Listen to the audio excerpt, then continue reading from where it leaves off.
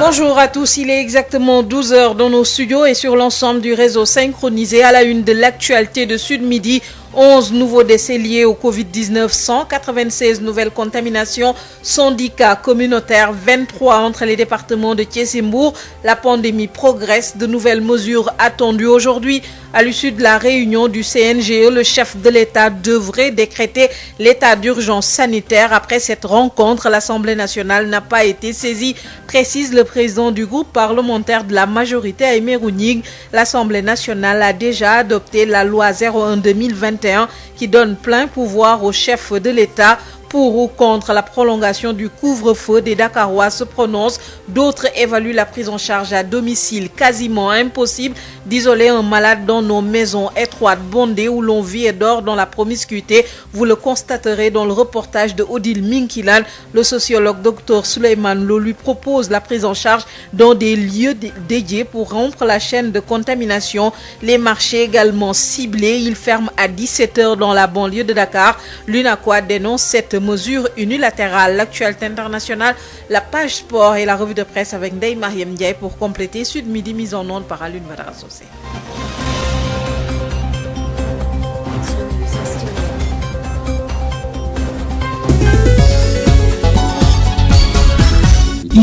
Bonjour à tous, bienvenue. Encore 11 décès liés au Covid-19 en 24 heures et 196 nouvelles contaminations recensées par les autorités sanitaires. 110 cas sont issus de la transmission communautaire, dont 23 rien que dans la région de Thiès. Voici d'ailleurs les précisions du directeur de la prévention, Dr Elhadji Mamadou Ndiaye.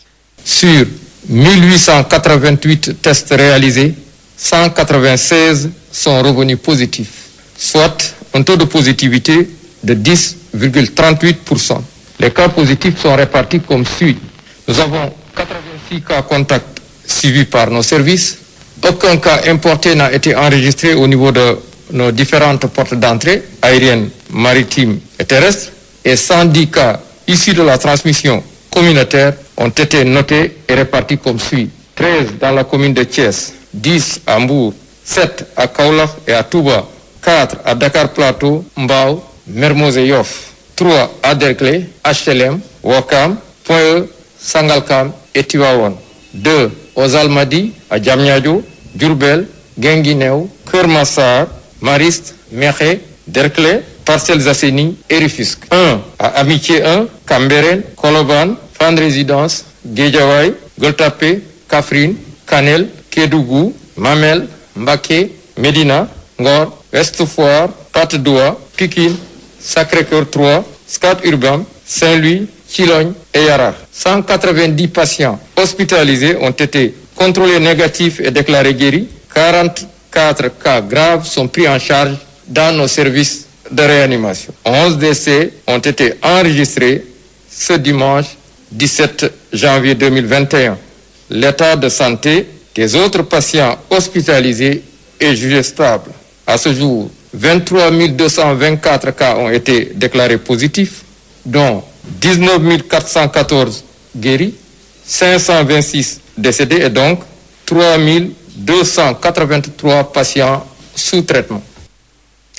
Le point du jour avec le docteur Elhadji Mamadou Ndiaye. 11 décès ces dernières 24 heures, 526 depuis le début de la pandémie. Aujourd'hui, 3283 patients sont sous traitement face à la forte progression de cette pandémie. Le Comité national de gestion des épidémies, CNGE, se réunit à partir de 13 h. De nouvelles mesures sont attendues. Les observateurs plaident pour le durcissement des restrictions et la prolongation de l'état d'urgence. L'Assemblée nationale, elle, n'a pas été saisie dans ce contexte, mais comme la loi 01/2021 a déjà été votée, le président de la République a plein pouvoir de décréter l'urgence sanitaire, une décision qui pourrait d'ailleurs être prise à l'issue de la réunion du Comité national de gestion des épidémies. C'est ce que nous dit le président du groupe parlementaire Benno Bokk Yakaar, Aimé Rougnig, avec Elhadji Malick Ndiaye.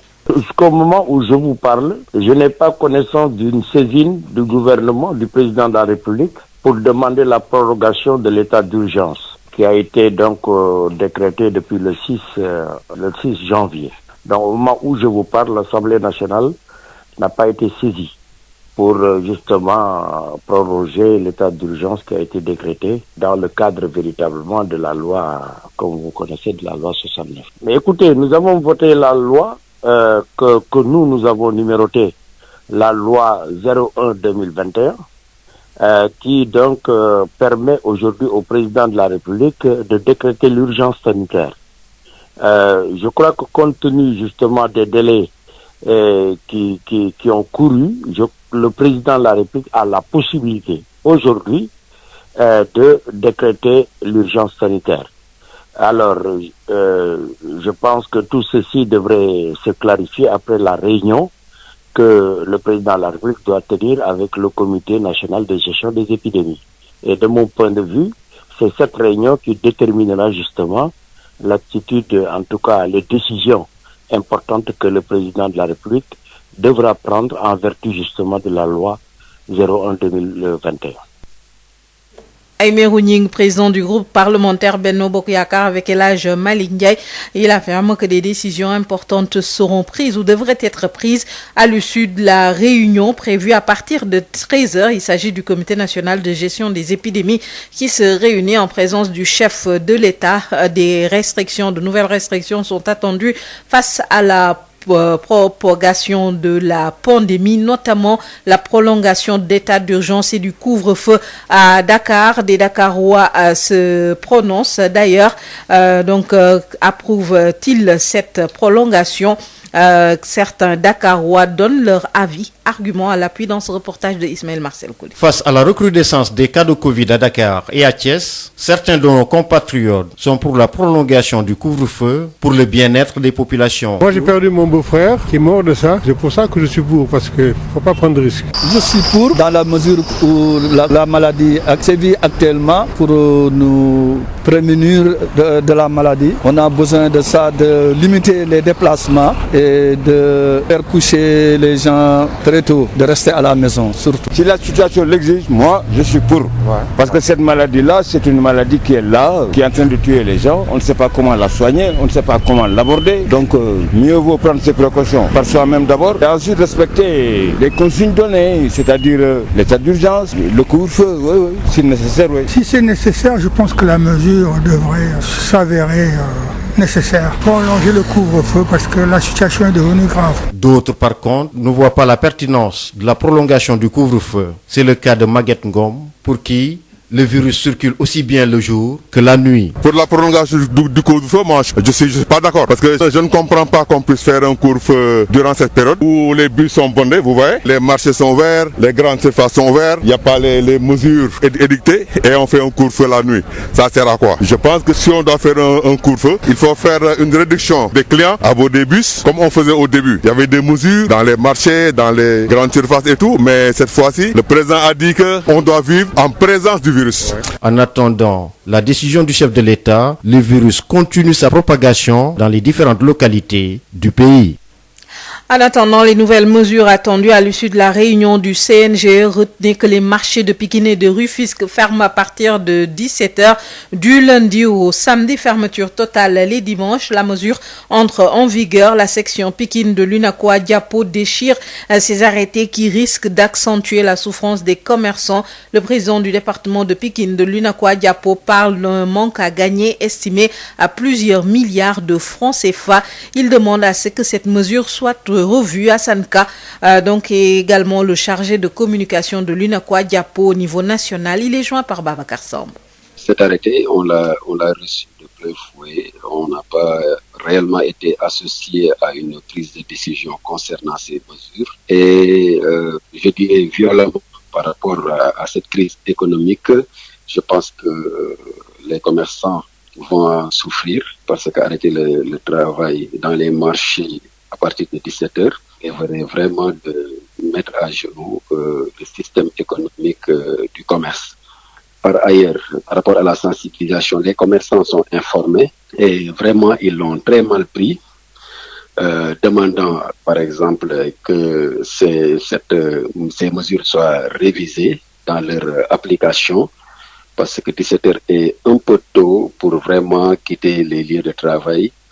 Surtout, je ne dirais même pas dans ce contexte de pandémie, mais surtout dans cette situation de crise économique qui vraiment est en train de croître. Maintenant, par rapport à l'article 3 de cet arrêté, où on parle de sanctions, de punitions par rapport à une éventuelle violation de ces mesures, moi j'aimerais interpeller pour qu'on nous dise si, par exemple, les marchés ferment les dimanches et que les gens habilités, les personnes habilitées à faire le nettoyage des marchés ne s'y appliquent pas, quelles seraient vraiment les mesures et décisions qui seront prises par les autorités, parce que des sanctions devraient s'appliquer de différents côtés des acteurs, aussi bien des commerçants qui ne respecteraient pas peut-être les mesures, mais également des autorités locales qui ne s'assument pas à faire le travail nécessaire pour améliorer la salubrité dans l'espace des marchés. On ne peut pas vraiment communiquer de façon réelle sur les pertes, mais on peut quand même les estimer à hauteur de milliards par semaine. Vous venez de suivre l'inquiétude de Hassan Ka. Il est le chargé de communication de l'UNACOIS Diapo au niveau national. Hassan Ka est également le président du département de Pikine de l'UNACOIS Diapo. Il annonce la fermeture des marchés de Pikine et de Rufisque à partir de 17h dans le cadre de la lutte contre le coronavirus. Avec la propagation du virus, près de 3000 patients sont pris en charge à domicile. Une mesure pour désengorger les structures hospitalières. Mais est-elle efficace? À Dakar, de nombreux ménages disent non. Dans la capitale, on vit dans la promiscuité. Impossible d'isoler un malade dans ces conditions. Constat chez les Fall à Grand Dakar avec Odile Minkilan. Nous sommes chez les Fall à Grand Dakar. 10h, c'est l'heure du petit déjeuner. Tout le monde à table. Dans cette famille, il est difficile de respecter les mesures barrières. Nous sommes 12 personnes dans la maison pour seulement 4 chambres. Et si un membre de la famille est contaminé, cela risque de se propager rapidement. Ce monsieur est l'aîné de la famille Fall. Selon lui, la prise en charge à domicile est impossible dans ces conditions. À Dakar, les maisons sont trop étroites. Il arrive même que 5 personnes partagent la même chambre. La prise en charge à domicile dans ces conditions n'est pas souhaitable. À l'image de la famille Fall, beaucoup de ménages vivent la même situation et remettent en cause la prise en charge à domicile. Odile Minkilan, la prise en charge à domicile impossible dans la promiscuité. Les conditions ne sont pas favorables à cette stratégie mise en place par les autorités pour désengorger les structures hospitalières.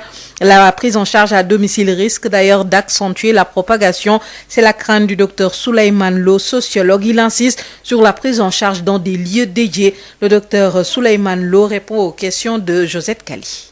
Dans le contexte sénégalais, c'est quelque chose qui est évidemment très difficile. Et à la limite, c'est source même de contamination, en tout cas de cas communautaires comme ça se constate actuellement. Parce que le fait de prendre en charge les malades donc de la Covid-19 à partir donc de leur maison, de leur domicile, ne fait qu'augmenter davantage donc les cas de contamination, de contact, parce que d'abord, vu la promiscuité donc des lieux d'habitation, au regard également du comportement des populations vis-à-vis d'un malade à qui il faut rendre donc visite dans de certaines conditions, culturellement parlant, ça ne facilite pas le fait de vouloir lutter contre donc la maladie en prenant donc cette option comme solution donc de lutte. Alors ce que je préconise, c'est ce qui a été admis au départ. Le protocole sanitaire, il faut le respecter une bonne fois pour tout. Parce qu'on ne peut pas faire donc les choses d'une manière ou d'une autre en optant pour un relâchement, parce que ça c'est de l'irresponsabilité d'une certaine manière de l'État vis-à-vis donc de la gestion. Alors ce qu'il faut faire, c'est qu'il faut que les malades soient internés quelque part dans des lieux isolés, comme ça se faisait au départ. Maintenant, y a-t-il donc des moyens à déployer, mais ça vaut la peine que de vouloir un peu gérer de façon irresponsable cette maladie en confinant donc les gens chez eux. Ça, je pense que ce n'est pas la solution. Il faut qu'on retourne donc à la solution donc de départ, l'isolement complet des malades donc dans des lieux en tout cas appropriés pour pouvoir faire le suivi nécessaire. Ça, c'est un. Mais également revenir au protocole sanitaire concernant les enterrements.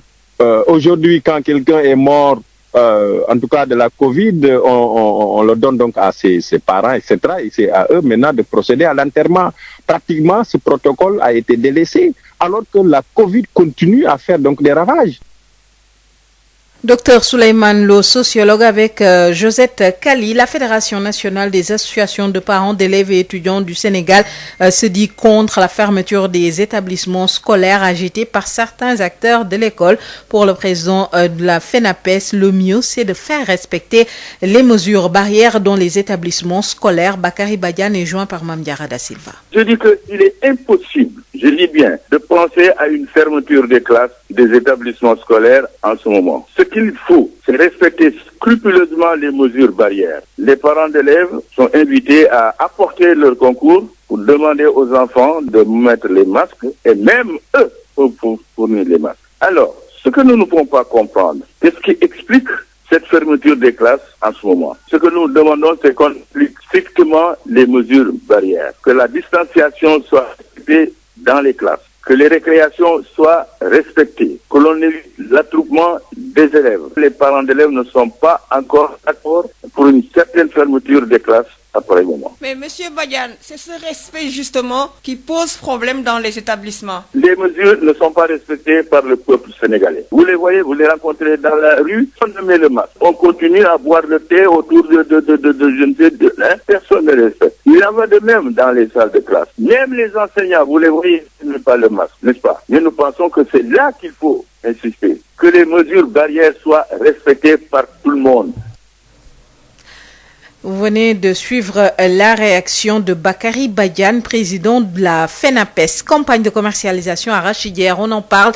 La Sonacos de Ziguinchor accélère la cadence, 3900 tonnes. C'est la quantité de graines collectées par l'usine. Le directeur général de Sonacos en visite ce matin dans l'usine se dit rassuré par le rythme de collecte. Modou Yanya Fada parle de redynamisation des équipes de collecte. Il est avec Ignace Ndeye. Que nous déchargeons plus de 15 camions, entre 15 et 20 camions parfois par jour au niveau de Ziguinchor, ce qui est un rythme assez correct. Bien entendu, maintenant c'est l'affluence. Les gens maintenant ont compris, doivent vendre leurs graines à la Sonacos, et je crois que toutes les graines de la partie sud du Sénégal risquent de venir soit à Ziguinchor, soit aussi à Kolda. Au tout début de la campagne, il y avait des inquiétudes par rapport en tout cas à cette campagne au niveau des travailleurs. Est-ce qu'aujourd'hui on peut dire que ces inquiétudes ont complètement été dissipées? En tout cas, sont en train d'être dissipées, les inquiétudes. En tout cas, aujourd'hui, je suis plus rassuré. Parce que à pareille date, pour vous donner un exemple, l'année dernière, pendant toute la campagne, Ziguinchor n'a